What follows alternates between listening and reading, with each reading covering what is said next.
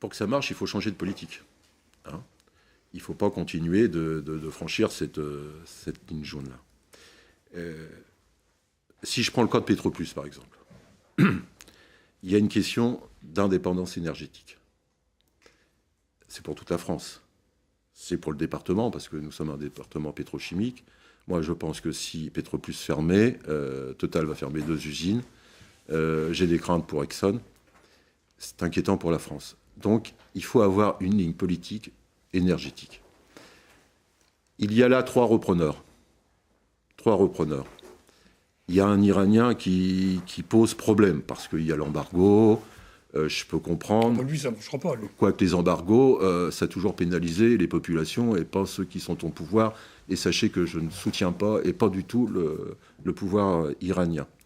Mais les Iraniens vendent quand même du pétrole, et du pétrole lourd, par la technique du swap, c'est-à-dire vendre du pétrole à l'Irak, et l'Irak va le revendre, par exemple, à la France. Intermédiaires. Ouais. Donc, ça, il faut laisser les possibilités pour demain.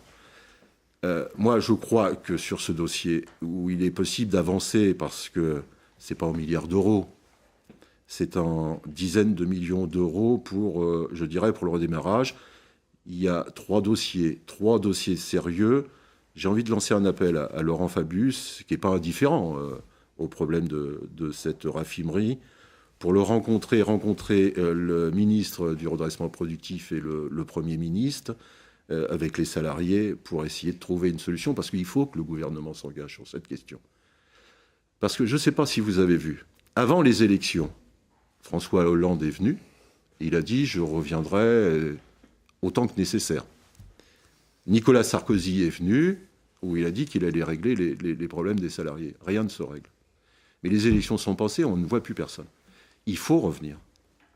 Il faut qu'on se mette tous autour de la table et qu'on règle cette question, parce que ça ne concerne pas simplement que Petroplus sur Petit Couronne, ça concerne le département, la région, et ça concerne aussi la France.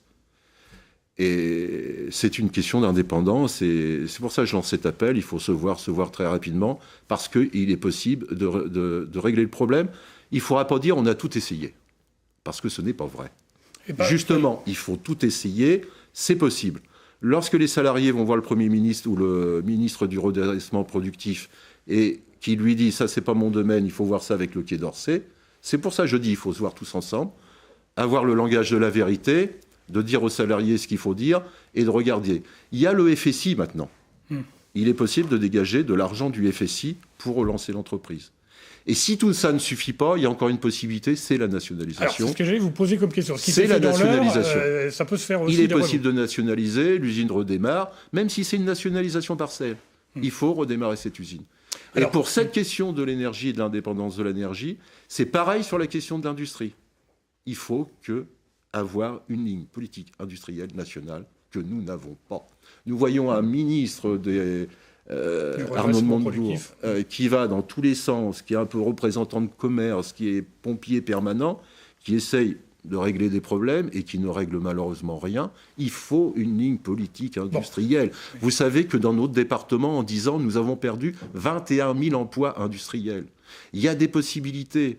Au lieu de faire des colloques sur ceci ou sur cela, moi j'entends souvent parler de la vallée de la Seine. Oui, il faut aménager la vallée de la Seine. Il y a des terrains sur le Havre, plus de 600 hectares. Il y a des terrains ici sur la rive sud de Rouen, plus de 600 hectares. Il y a d'autres qui font. Entre Paris et Cambrai, ils se montent aujourd'hui 5 plateformes. À Lille, ils ont démarré une plateforme en 2000, ouverte en 2006. Aujourd'hui, c'est 100 000 m² qui sont occupés. Dunkerque ouvre. Et dans notre département, il y a des espaces. Il faut acheter ces espaces. Il faut les utiliser pour développer notre industrie. Il faut une formation pour les industries. Regardez, on va supprimer les formations de l'automobile alors que Renault est dans la situation que l'on connaît.